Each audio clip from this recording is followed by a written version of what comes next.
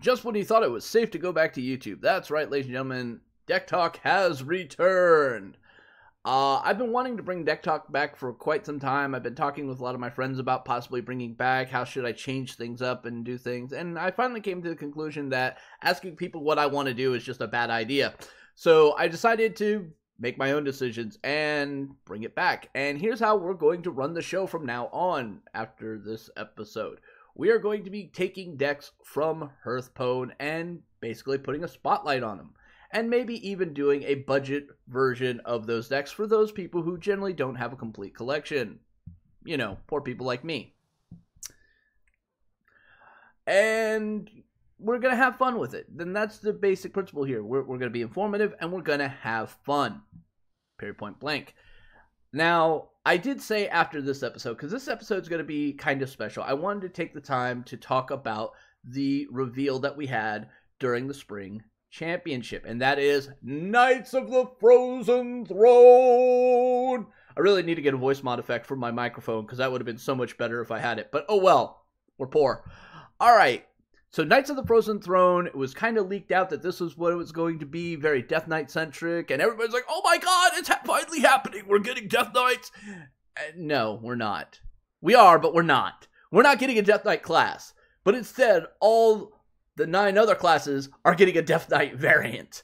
I think that's a very clever way of shutting people up about Death Knights, because since CBT, people have been like, alright, hey, this is cool, but where the fuck are Death Knights? Hey, guys, we've already had a couple expansions. Could we get a fucking Death Knight? Please? Okay, alright, Grand Tournament. This is in Northrend. Can we have a Death Knight class now? Fuck you! A lot of people got upset by this, too, and that's the paraphrasing that whole scenario, but it's pretty spot on.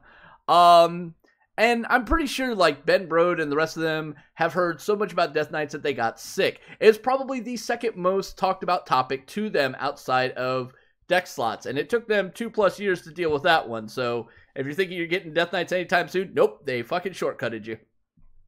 So yeah, this is what you're gonna get. Love it, like it, and just move on, guys.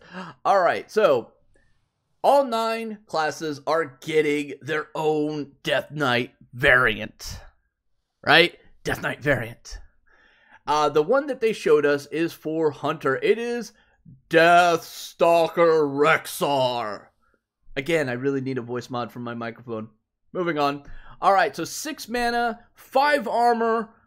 Okay, so that means it's not changing the health or your attack at all like, say, Jaraxxus does. It's costs you 6 mana, you're gaining +5 armor, but Battlecry, deal 2 damage to all enemy minions.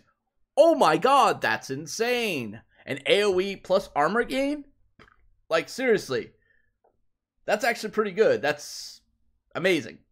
But you also get a new hero power. Now, here's where a lot of people are about to throw a fucking shit fit because everybody knows that hunters only do one fucking thing, and that's go face. Well, I think it's time we start looking beyond just going face.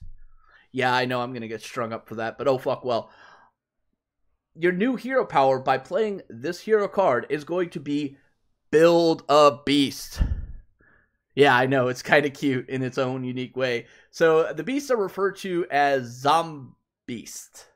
Alright, they're combination creatures. So, the example they showed us was Bloodfen Raptor plus Rat Pack. And what we ended up getting there was a 5 mana, 5/4, that when it died would summon 5/1/1 tokens. That's pretty fucking good in my book. Alright, that's an amazing combination. But it didn't take long for a lot of people like Disguised Toast, myself, and others to quickly realize, okay, there are a couple combinations that are just really disgusting in this game, and I think we need to worry about that. And you know what? We're going to take a look at a couple of them. Alright, it's going to be a slightly long video because I want to go over some of these combinations I think are really fucking awesome. Alright, so the first one that everybody, and I do mean everybody, had an issue with is Vicious Fledgling and Stone Tusk Boar. What this equates to is a 4 mana 4/4 that has charge, and after this minion attacks a hero, adapt. We already know how disgusting this card can be. There's a reason why I have it in gold, because, well, whenever I get in an arena, I want people to know that this is going to hurt, and I really do enjoy punishing you with this card. It's also probably my least favorite card to ever have to face off against. True fact. So yeah, being able to kind of relinquish the whole ability of your opponents of dealing with it immediately after you playing it is really nasty. And ideally, people are going to want to hit with this thing, get Wind Fury, hit again, and either pull something like Stealth or Divine Shield, or cannot be targeted by spell or something, whatever. Getting that is pretty damn impactful and can actually throw the game completely for a loop. But I started thinking, is this really the best we can do? Are there any other options? And ironically enough, yes, there are, and they reside at 3 as well, making it a 6 mana combination, and that is Jungle Panther. All right, so a 7/5 stealth pterodactyl that has that ability to possibly gain Wind Fury and stealth again. Yeah, you know, Stranglehold Assassin is sitting there going, fuck you.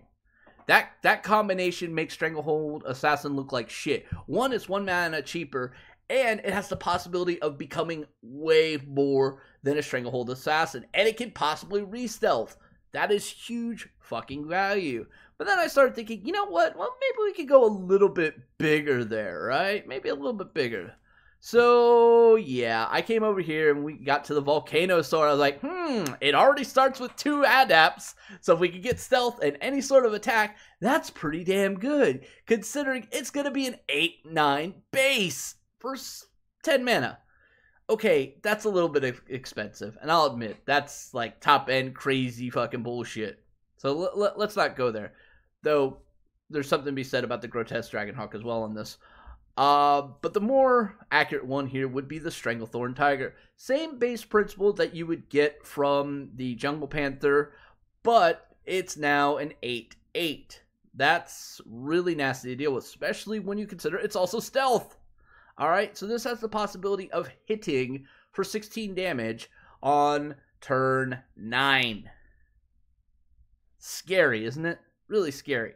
Now, there are several other combinations that could happen, and I could go through a whole bunch of them, but that would make this video like an hour long. I really don't want to have that. But you guys can kind of get the idea of some of the crazy combinations and exploitive ways you could punish people, right? I hope so. Alright. So let's talk about another card that was brought up here, and that is the Shallow Gravedigger. Now, Shallow Gravedigger kind of marked their announcement that Death Rattle was going to be making a huge amount of an appearance in this expansion. And this kind of excited me. When I looked at the hero cards and then started hearing about Death Rattle, in my head, there was a little priest player screaming, "Finally, it's our time!"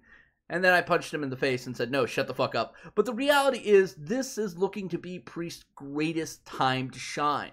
Death Rattle plays right into their quest, and adding in a new hero ability could also do some really amazing things. And when I looked at Shallow Gravedigger, I'm not going to lie, the first thing I thought was, hey, look, it's another Spite Historian in reverse for everybody.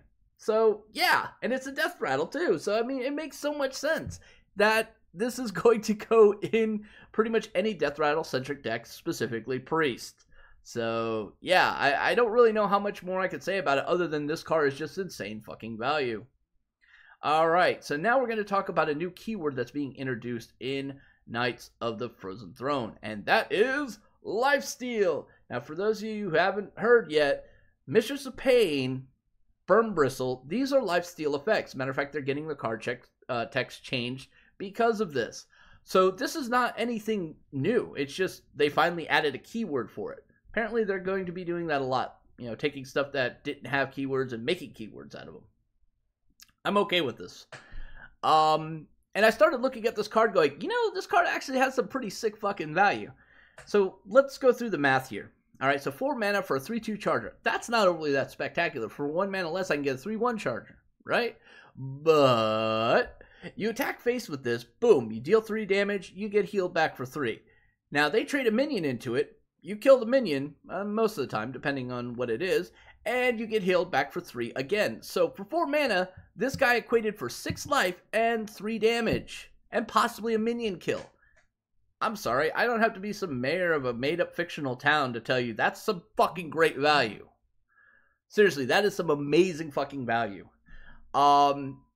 Personally, I think this card is definitely well suited in Paladin, because when you think about Paladin, right? You've got Blessing of Might, you've got Power Word, or not Power Word, but Blessing of Strength. You've got the ability of giving Divine Shields, all sorts of fun stuff there. And that's just going to play very well in what Paladins are going to be trying to do in this expansion. And what I see this most notably being used in is either Hyper Aggro decks, because it's charge, and, well, everybody loves charge, or in more mid-range decks that are looking to go to a very specific endgame and need sort of a mid-game healing option available that's at least going to be somewhat impactful on the board. And that's exactly what this is. So, personally, I think this card's fucking amazing. I would definitely play with this, hands down. Alright, and speaking of more lifesteal, they gave us a priest spell. Spirit Lash. 2 mana, lifesteal, deal 1 damage to all minions, which means you gain back 1 health for every minion damage that way. So I immediately looked at this and went, hey, if I put spell power on that, that's 2 damage AoE, and I get 2 health per minion back. And I started going, hey, what's a good 2 mana spell damage minion? Oh, Blood Mage Thanos. Hey, isn't that a death rattle? Why, yes it is. So the synergy started coming together in my head. It's like, yes, priest, it's time to shine. And I know a lot of people are going to be really happy about that. I honestly think priest could be a very dominant deck moving forward. I'm just going to keep saying it. This is the age of priest. I never thought I would ever say that, but it's the age of priest coming up. And I mean, Spirit Lash is just going to be a great tool in there. Now, obviously, we got to talk about its interaction with Wild Pyromancer. Yes, this will kill a Wild Pyromancer if you have it on the board. Yes, you're going to do a 2 damage AoE, but you're only going to get +1 back from all those minions. The Wild Pyromancer's effect will not carry with it. I know, it sucks, but you'll deal with it. All in all, phenomenal fucking card. Alright, and the last card we're going to talk about is Prince Kelseth. I'm not going to lie. When I looked at this card, I went, oh, so here's the trash legendary. Awesome.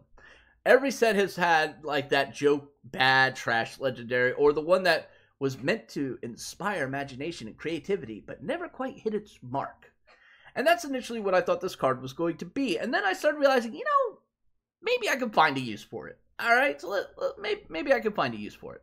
2 mana for 2/2 Battlecry. If your deck has no 2-cost cards, give all minions in your deck +1/+1. So my first thought was, oh great, it's like fucking Reno Jackson had a child with Mistcaller, and then it was taken away by Child Protective Services.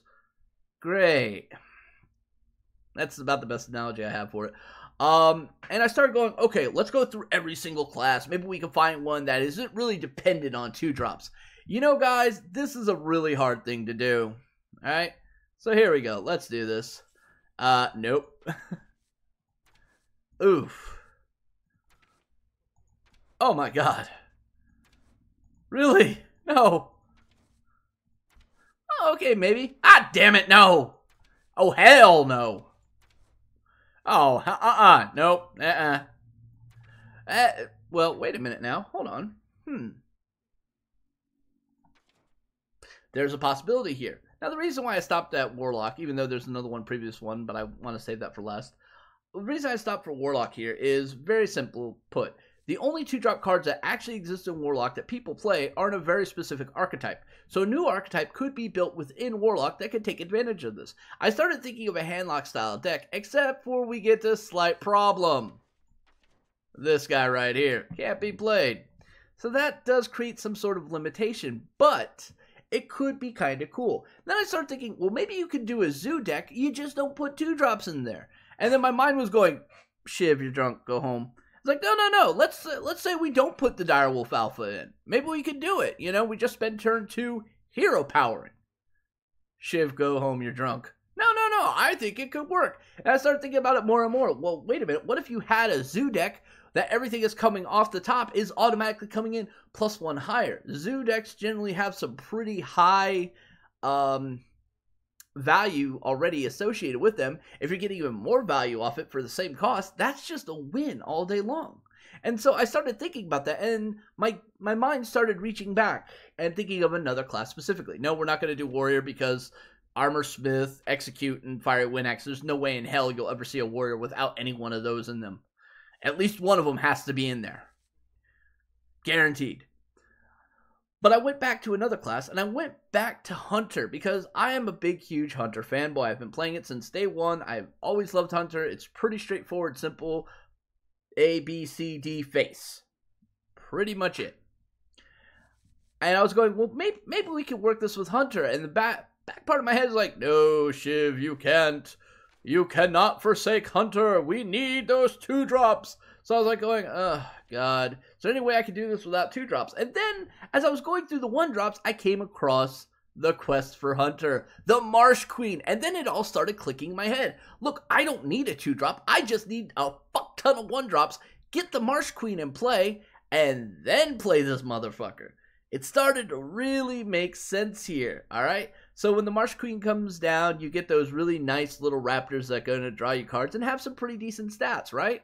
Well, let's add some +1/+1 to them. Now they've got some insane fucking stats, and unless you're running a shit ton of AoE in your deck, you're going to get overrun pretty damn quickly. Now, obviously, there are a lot of flaws with this plan, and somebody can easily exploit this. Aggro decks might tear it apart, but it's a cool concept that I want to play around with, and it's kind of that creative idea that I think that this card was designed for, alright? These are the types of cards that people like Ben Brode and Yang Wu come up with, saying, hey, you know, maybe somebody could find some really cool interaction with it. It would be great. Or maybe, hey, we're going to do a brawl one week, and, you know, this is going to be in there because there's not going to be any 2-cost minions. This thing's going to be insane. And again, that's the kind of creativity that these developers really want to instill upon us. And there, I just used a little bit of time and effort, and I came up with a pretty viable and creative way of using the card with what we currently have. So, personally, I don't think this card is nearly as crap as I initially thought, and a lot of people are kind of on the fence about it. It is rather a drastic cost for an ability that is not overly that spectacular. I mean, we're talking like Reno Jackson effect on probably one of the most crucial fucking mana numbers for every class in the game. Alright? Very crucial number.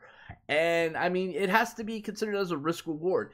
Is it that great of a reward to have this? Only time will tell. I guarantee somebody's going to make some really cool decks with it, and it's going to just be a lot of fun to play. Whether or not it's going to be competitively viable, who fucking cares? It's meant to be fun. And that's my take on it. But anyway, guys, those are the 5 cards that were revealed in the Spring Championship. Personally, I'm really looking forward to playing Knights of the Frozen Throne. I think it's going to be an amazing time. I can't wait to see what the rest of the cards in the set are going to be. And we're going to find out in 17 days. 17 days from today, we're going to see some more cards going forward. And I think that's going to be awesome. So anyway, guys, thank you for tuning in and watching the rebirth of DeckTalk. If you guys have any comments or questions or some, you know, thoughts about what you think of this new expansion, let me know down below in the comment section. And as always, if you like these videos and the work I do, please like, subscribe. Let me know that you care. It really does help. Till next time, Shiv saying, stay safe, have fun, may our Jesus bless you.